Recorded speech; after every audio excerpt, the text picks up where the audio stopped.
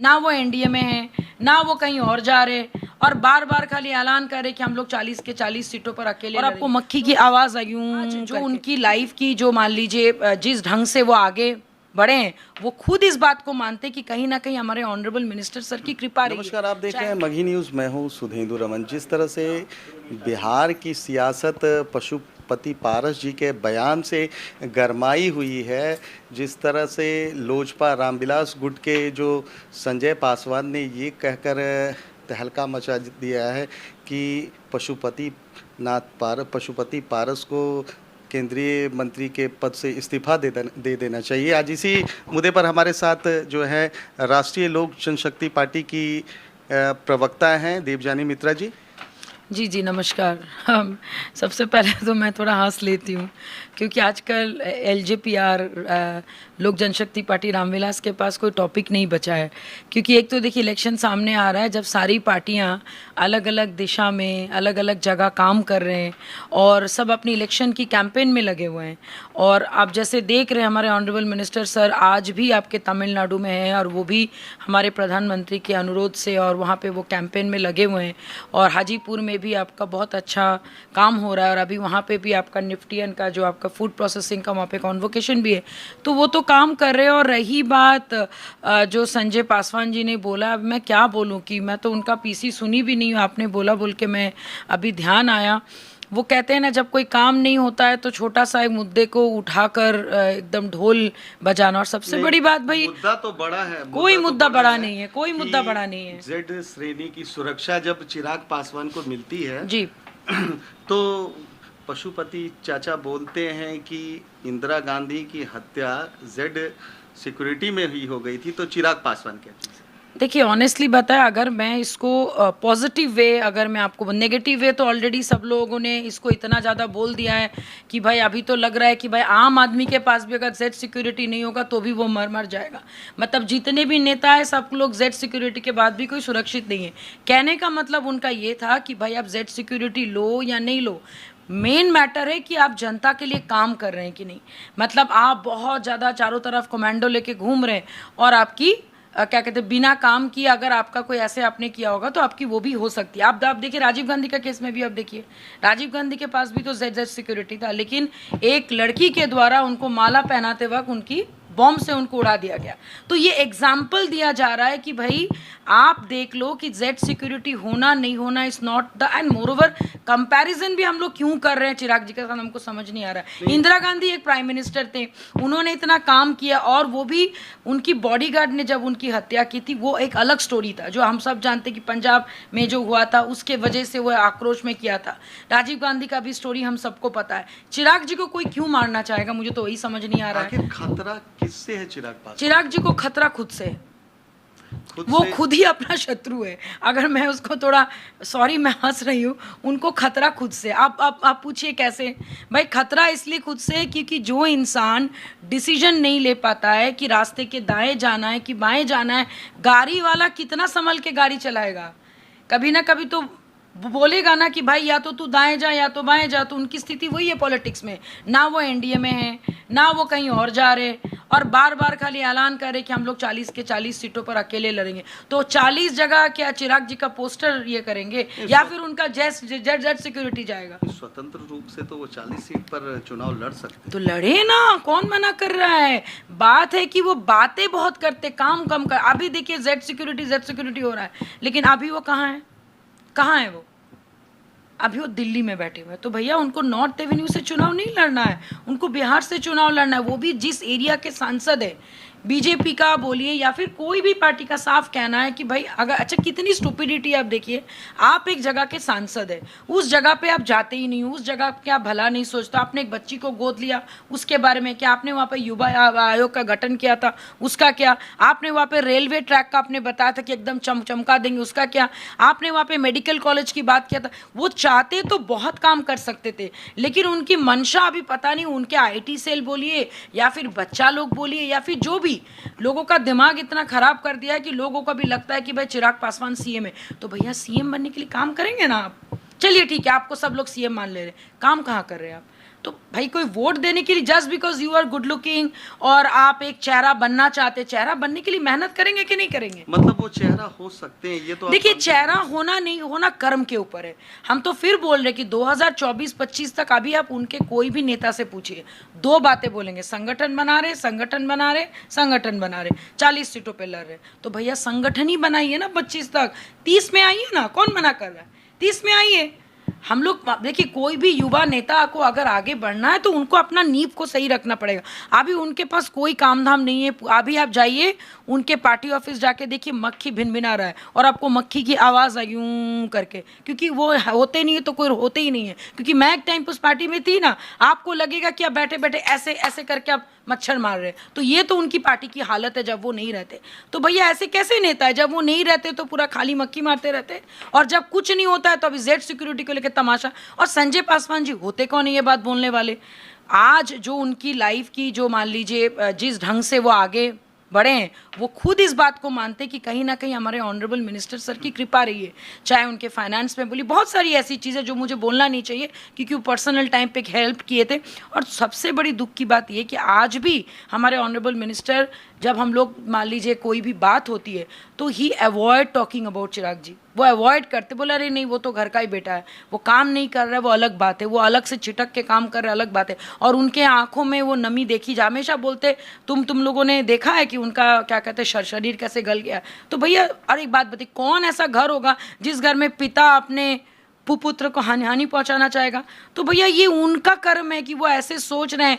And चिराग जी के दिमाग हो गया खराब, उनके आसपास के लोग उनका दिमाग कर दिए खराब, क्योंकि सबका अपना पर्सनल एजेंडा है। पहले तो आप लोग कहती थी कि सौरभ पांडे ने खराब कर दिया, आप किसने? सौरभ पांडे के बारे में देखिए, मैं ऑनेस्टली मैं जानती नहीं हूँ। मैंने सुना है, उनका बहुत नाम सुना है कि भाई उन्होंने ये किया, वो किया, फलाना किया, ढमकाना किया। तो बिना आँख के तो धुआं निकलती नहीं है ना। अगर मेरे में बुद्धि है और मैं चारों तरफ की लोगों की बात सुन के अगर मैं अपने विवेक से कॉम्प्रोमाइज़ कर लूँ तो उनकी कमज़ोरी है। यहाँ पे चिराग जी की खुद की कमज़ोरी है। कितना टाइम लगता है, गाड़ी उठा के जाएंगे 18 राजेंद्र पथ में और जाके अपने चाचा जी से मिल लेंगे। परिवार पहले होता है, फिर राजनीति होती है, लेकिन अभी वो परिवार में ही राजनीति कर रहे हैं। और जितना मुझे पता है कि आज भी बड़े बुजुर्ग आप अगर जाके सॉरी बोल दोगे वो सॉरी मान लेंगे, लेकिन इतना बड़ा उनका ईगो है, इतना बड़ा उनको ईगो बना दिया गया है उनके आसपास के ही लोग। क्योंकि भैया उनको भी इलेक्शन लड़ना है, कुछ किसी को ये सीट चाहिए, किसी को ये वो लोग जानबूझ के चिराग जी का करियर को कर दिए तबाह। और आप कोई घूमने का कहते हैं ना, यू टर्न लेने का रास्ता भी लोगों ने बंद कर दिया। चाहे वो कोई भी हो, चाहे वो संजय पासवान बोलिए, ये बोलिए, वो लोग लगता है कि भाई चिराग जी को खुश करने के लिए हम लोग बोल देते पीसी कर लिए। भैया पीसी करना है तो बिहार की स्थिति के ऊपर कीजिए ना। जम्मू के ऊपर कितना बार पीसी किए वो लोग, मुझे बताइए। जम्मू के ऊपर क्यों नहीं कर रहे? जम्मू जाके क्यों नहीं पीसी करते? वो हिम्मत ही नहीं है करने की, जाएंगे नहीं, लोग वहां से भगा देंगे उनको। ये असलियत है, इसीलिए ये सब टाइम पास चल रहा है। हम लोग तो हंस रहे हैं देख के। और बड़ा सीबीआई जांच होनी चाहिए। भैया सीबीआई जांच तो आपके मानसिकता के ऊपर होनी चाहिए। सीबीआई जांच, व्हाट इज सीबीआई जांच? अच्छा, फालतू सब एकदम। सूरजभान सिंह और चंदन सिंह अपने क्षेत्र में अभी से ही लग गए हैं। देखिए आप काम देखिए। इनसिक्योरिटी कही जाएगी? बिल्कुल इनसिक्योरिटी नहीं है। ऑलरेडी देखिए, जब लास्ट टाइम अमित शाह जी आए थे, बहुत क्लियरली वो बोल के गए थे 40 के 40 सीटों पर बीजेपी की नज़र है, बीजेपी अकेले चुनाव लड़ेगी। इसका मतलब कतई ये नहीं कि हम लोग आरएलजेपी उनके अलायंस बाहर है। हम लोग हमेशा से, हमारे मंत्री जी बोले कि हम लोग अलायंस में थे, हैं और हमेशा मरते दम तक मोदी जी के साथ रहेंगे। तब जाके अभी कर्नाटक में इतने यंग हैंडसम नेता हैं ना, चिराग जी क्यों नहीं गए वो तमिलनाडु? क्यों जी मोदी जी उनको नहीं भेजे? बात को समझिए।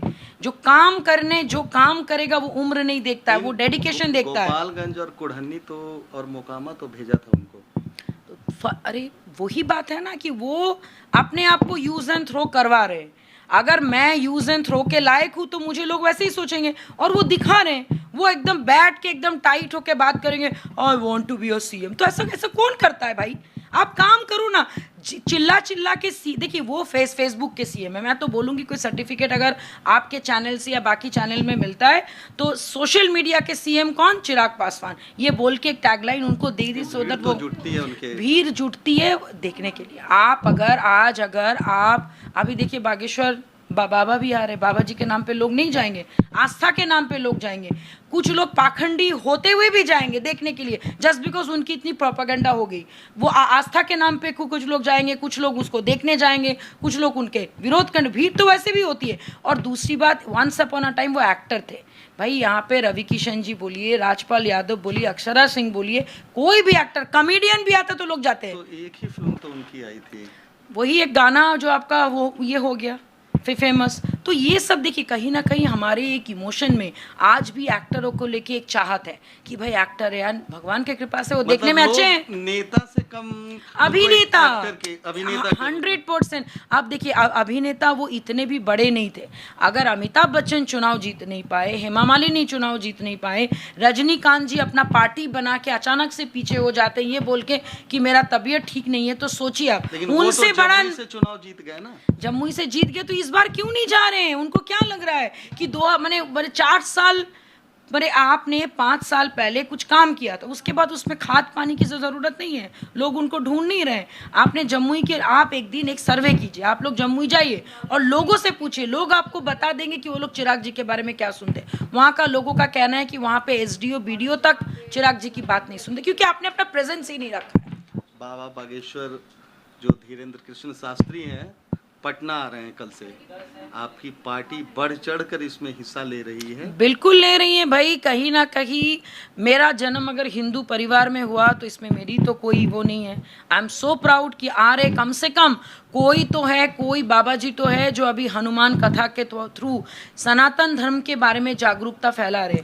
अगर एक मुसलमान को अधिकार है 5 टाइम नमाज पढ़ने का, बीइंग अ हिंदू मुझे अधिकार है तिलक लगाने का, हनुमान चालीसा पाठ सुनने का, और ये प्रोपागेंडा करने वाले सिर्फ आरजेडी के लोग, इसमें जेडीयू भी साथ नहीं दे रहे अगर आप देखेंगे तो तिलक लगा के तेज प्रताप क्यों विरोध कर रहे हैं? एग्जैक्टली वही तो मैं जानना चाह रही हूँ। वो तो सबसे बड़ा अपने आप को कभी शिव बनते हैं, कभी कृष्ण बनते हैं। तो भैया अभी बड़े क्या कहते हैं, छोटे भाई अभी हैं डेप्यूटी सीएम, वो बोले कि भैया जाओ जाके डीएसएस ये करो, खेलो।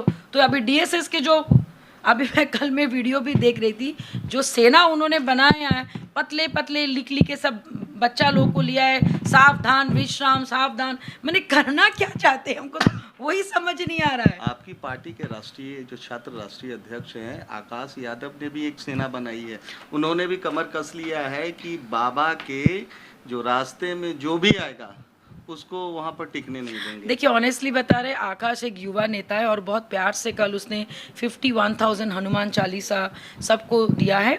और यूथ है, और यूथ की एनर्जी हमेशा पॉजिटिव में लगनी चाहिए। और उनका कहने का मतलब कतई ये नहीं कि भाई अगर कोई रोकेगा तो उसमें दंगे पे उतरेंगे। उनका कहने का मतलब ये था कि भाई हिंदुइज्म के खिलाफ जो आएगा उसके ऊपर वो खड़े रहेंगे। और देखिए जंग की शुरुआत किसने की? जंग की शुरुआत तो तेज प्रताप यादव नहीं किया ना। वो बोल के क्या आएंगे तो गिरफ्तार हो जाए। इतनी पॉपुलैरिटी आप लोग दे ही क्यों रहे भाई? बाबा जी हैं, आए अपना कथा सुनाया जाए। कितना तो कथा होते रहता था पहले। कभी आपके क्या कहते हैं यहाँ पे अलग अलग बाबा हैं, कितनी बार आए। इनको लेके इतना प्रोपेगेंडा क्यों करे? ये सोचने वाली बात है। और ये बीजेपी या फिर कोई अलायंस नहीं कर रहे हैं, ये करने वाले सिर्फ एक ही के पार्टी के, जस्ट उनको बस घुमा देना है, चीज़ों को घुमा देना है और लोगों को उलझा के रखना है, ताकि लोग रोजगार के बारे में बात ना करें, डेवलपमेंट के बारे में बात ना करें, छात्रों को पीट पीट के मारा जा रहा है उसके बारे में बात ना करें। तो कहीं ना कहीं ये रणनीति है। और इधर हमारे ऑनरेबल सीएम साहब निकल लिए हैं कि भाई उनको पीएम बनना है। पीएम का मतलब पलटी मार, जैसे कि अभी आरसीपी सिंह ने कहा है। और उन्होंने बोला बेटा आप तुम देखो बिहार और बिहार को बर्बाद करो, ये ऑनरेबल डिप्टी सीएम को उन्होंने बोल दिया। नवीन पटनायक और मोदी की भेंट मुलाकात को आप किस रूप में देखते हैं? सातों दलों में सबसे इम्पॉर्टेंट और स्ट्रॉन्ग अगर कोई है तो वो नवीन पटनायक जी हैं। और उनका अचानक से ऐसे क्या कहते हैं हमारे ऑनरेबल पीएम के साथ मिलना, ये कोई शॉकिंग न्यूज़ हम लोग के लिए नहीं है, क्योंकि ये बहुत अच्छा से जानते हैं अभी हमारे देश के राष्ट्रपति भी उड़ीसा से ही है। और वो कभी ऐसा कोई काम नहीं करेंगे जो डेवलपमेंट के विरुद्ध जाके होगा। और वो बहुत अच्छा से देख पा रहे, उड़ीसा का डेवलपमेंट देखिए, बिहार का डेवलपमेंट देखिए। तो वो सीएम है भाई, वो कोई मूर्ख सीएम नहीं है कि भाई आप चल दिए कि भाई हम तो देख ही रहे हैं, हम तो कर ही रहे हैं, हम तो समझ ही रहे हैं, हमको तो मालूम ही नहीं, ये सब बोल बोल के आप जाएंगे और लोग आपका साथ देंगे।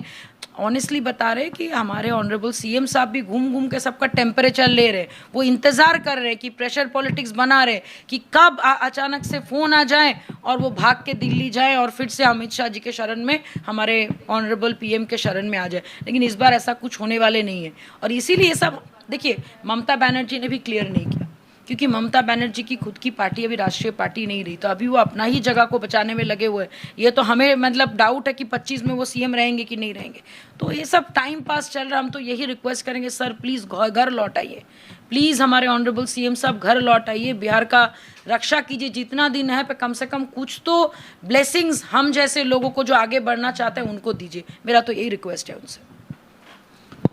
तो ये थी राष्ट्रीय लोक जनशक्ति पार्टी की प्रवक्ता देवयानी मित्रा जी, जिन्होंने बताया है कि चिराग पासवान एक अहम की लड़ाई लड़ रहे हैं और उनका साथ उनकी ही पार्टी के कुछ जो सदस्य हैं जो टिकट के लिए कर रहे हैं। हमारी ऐसी ही खबरों के लिए आप देखते रहिए मगही न्यूज़।